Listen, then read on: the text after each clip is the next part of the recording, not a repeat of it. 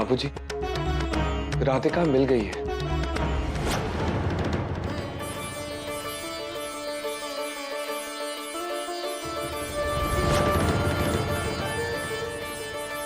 क्या कह रहे हो बेटा?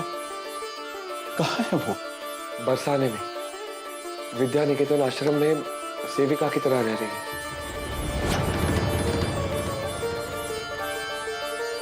आप उसे स्वयं मिले दामाद बाबू? हाँ बाबूजी, दरअसल वो हमारा ही, मेरा मतलब है पुरोहित ट्रस्ट का ही आश्रम है। राधिका को भी ये बात पता नहीं थी। मैं वहां मठ के काम से गया था तो राधिका मुझे वहां मिल गई।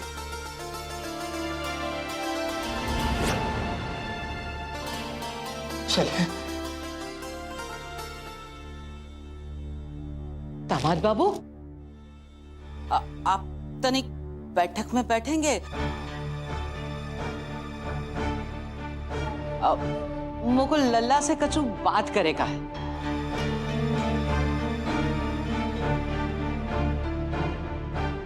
बहुरिया, दामाद बाबू को चाय तो पिला।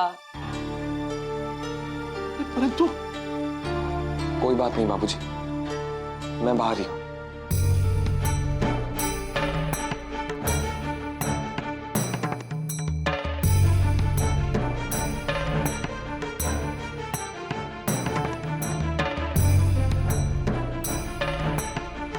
क्या बात है अम्मा?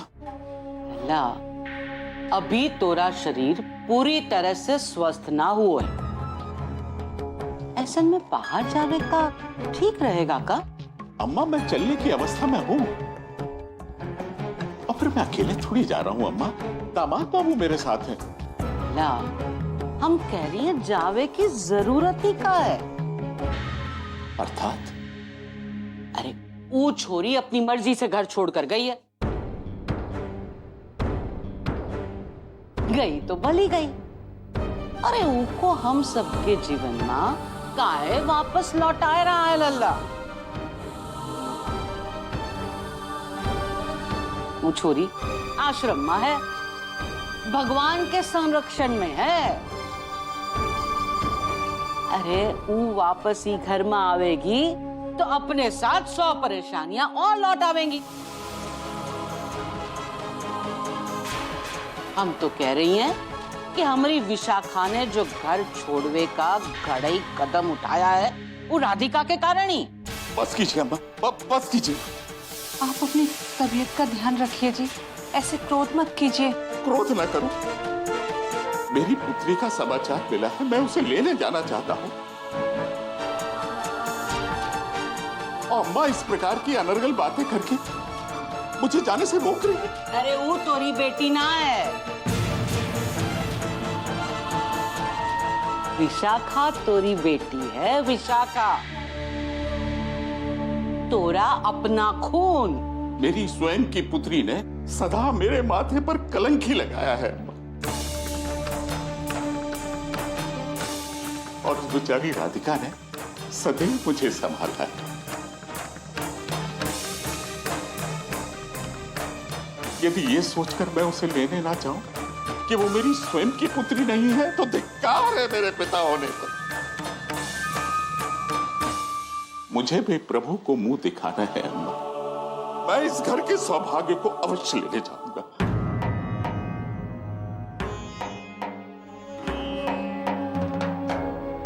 लल्ला का तो मगज फिर गयो है। तो को का हुआ है बहुरिया? अरे वो छोरी घर में वापस आवेगी तो विशाखा का जीवन सुधरेगी। जो इतनी सी भी संभावना है वो मिट्टी में मिल जाएगी। समझी? लो, जैसे हम कुछ गलत कह रही हैं। ठाकुर जी सबको सद्बुद्धि दो। ठाकुर जी दो।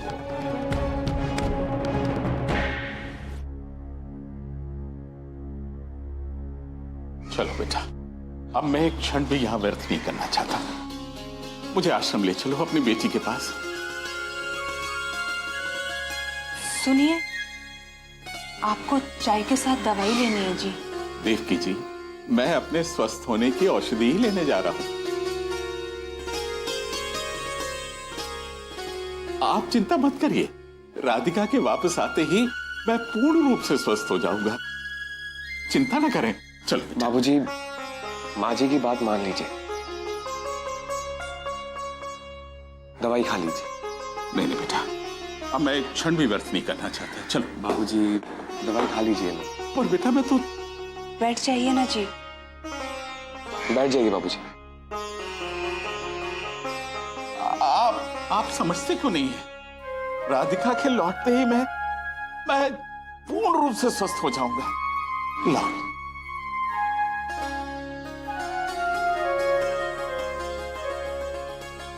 आप किसी भी तरह राधिका को वापस आने के लिए तैयार कर लीजिएगा जी। अब उसके बिना मुझसे भी एक पल भी नहीं रहा जा रहा। देवकी जी, प्रभु को हम पर दया आ गई, इसी कारण तो राधिका का समाचार हम तक पहुंचा दिया है।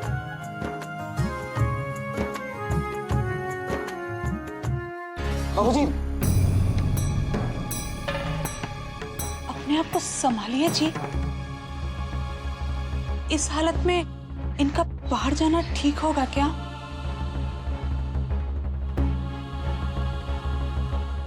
बाबूजी, आप आज ही हॉस्पिटल से लौटे।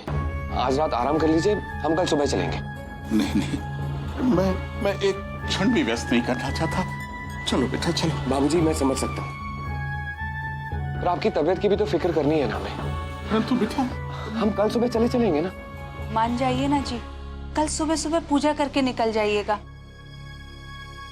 देखिएगा ठाकुर जी सब भले करेंगे।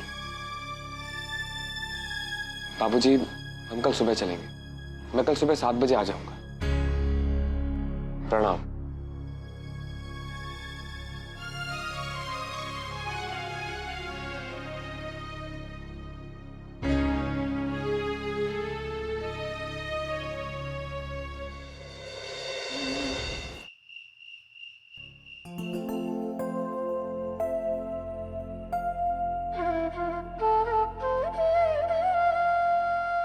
कावेरी, चलो सो जाओ। दीदी अभी मुझे पढ़ना है, सुबह उठ के पढ़ना, ठीक है? दीदी कहानी सुनाओ। कहानी? हमें भी कहानी सुनना है। आ जाओ।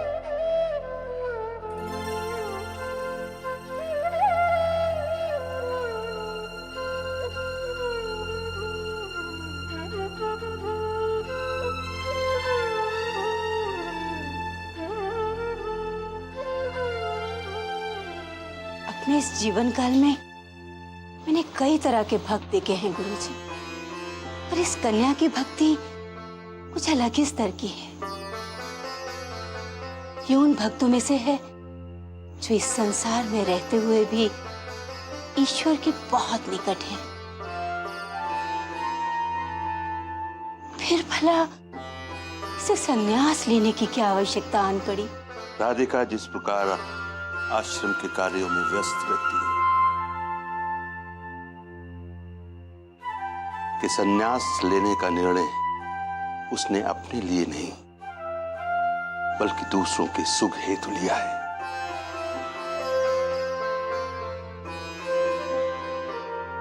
जाइए, रात काफी हो चुकी है, आप भी विश्राम कीजिए। राधे राधे। कहानी खत्म हुई। चलो अब सो जाओ, सुबह जल्दी उठना है। जाओ।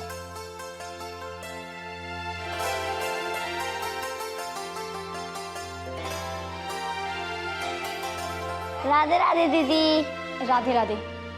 अब जल्दी से सो जाओ।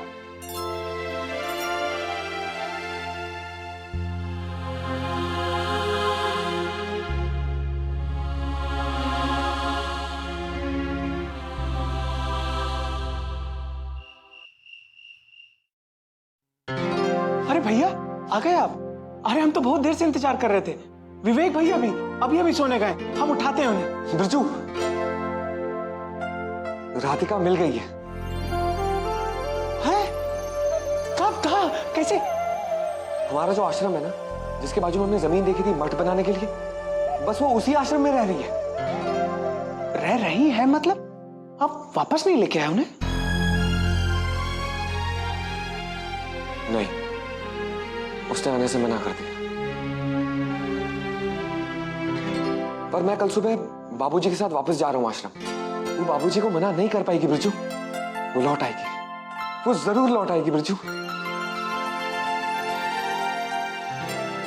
भैया, विशाखा भाजी का कुछ पता चला?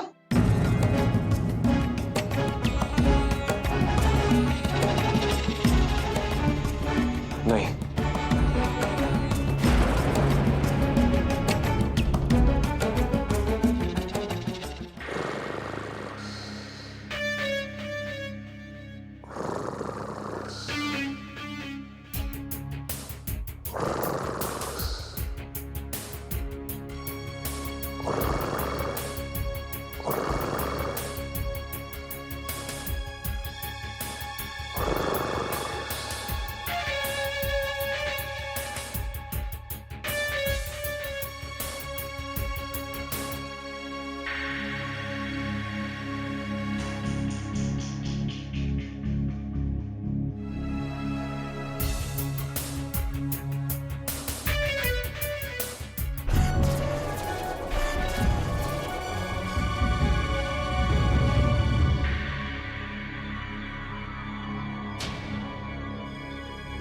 कैसा घर है इसका?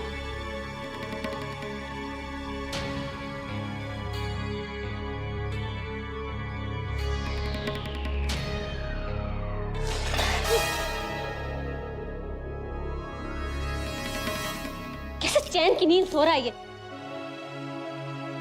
कोई बात नहीं, मैं इन सब चीजों से घबरा कर मुंबई छोड़ने वाली नहीं। मैं यहाँ स्ट्रगल करने आई हूँ, एक बहुत बड़ी हीरोइन बनने। पर ना तो मेरे पास पैसे हैं और ना ही पूरब के पास। खैर, मुझे कल तक पैसों का इंतजाम करना ही पड़ेगा। हाँ,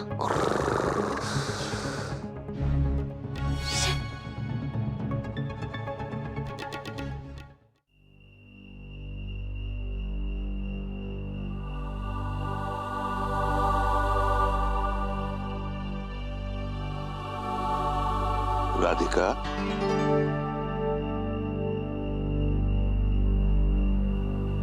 क्या बात है बेटी? मैं ठीक हूँ गुरुजी। इस प्रकार चुप रहने से तुम्हारे दुखों का अंत नहीं होगा राधिका। कहीं तुम आश्रम के दायित्वों से व्याकुल तो नहीं हो?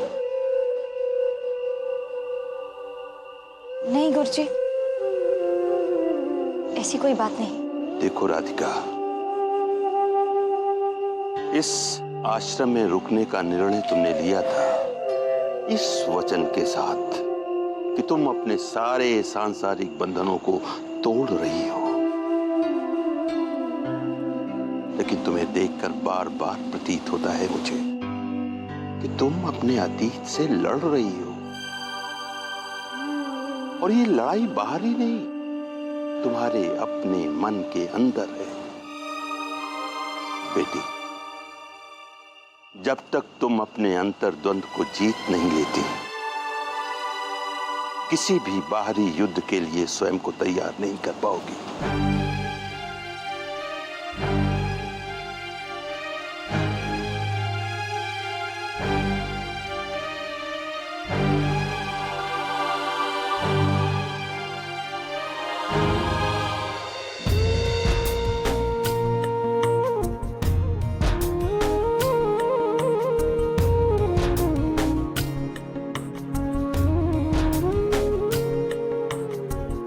बावरे नैना भरे रहे रात भर।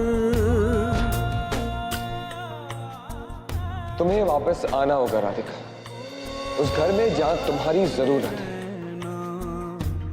जहां लोग तुम्हारे लौटने का बेसब्री से इंतजार कर रहे हैं। जागे जागे सोए जाने किस बात पर सोए, जागे जागे सोए जाने किस बात पर मन खुश भी है, बेचैन भी, उलझन कैसी दिन रैन की।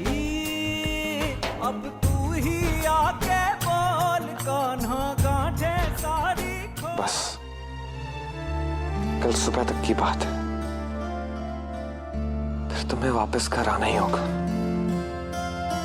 तुम्हें अपने बाबूजी की बात माननी ही पड़ेगी राधिका। तुम मानो या ना मानो, तुम्हारी खुशी उस घर में ही है, आश्रम में नहीं। और मैं सिर्फ तुम्हारी खुशी चाहता हूं, और कुछ नहीं।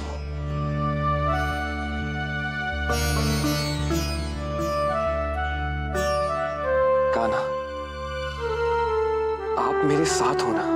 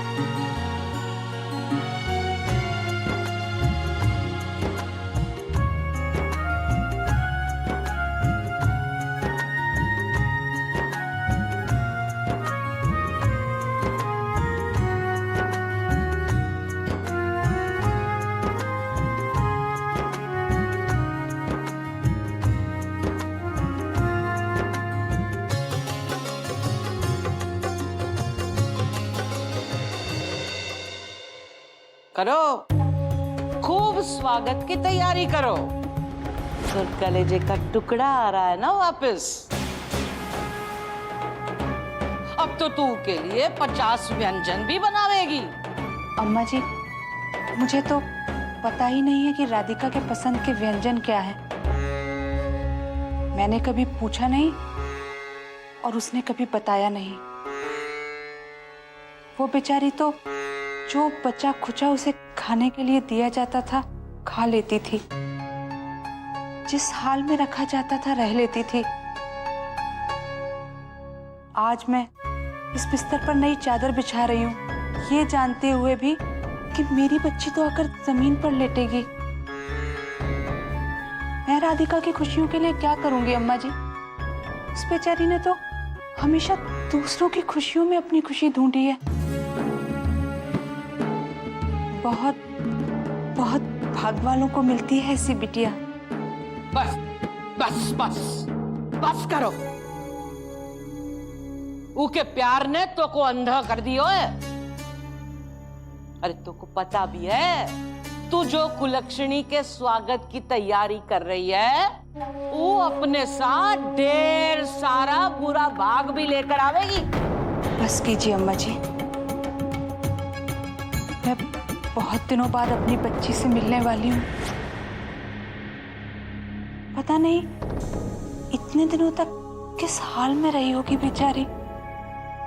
करो करो, जो करना है सो करो करो।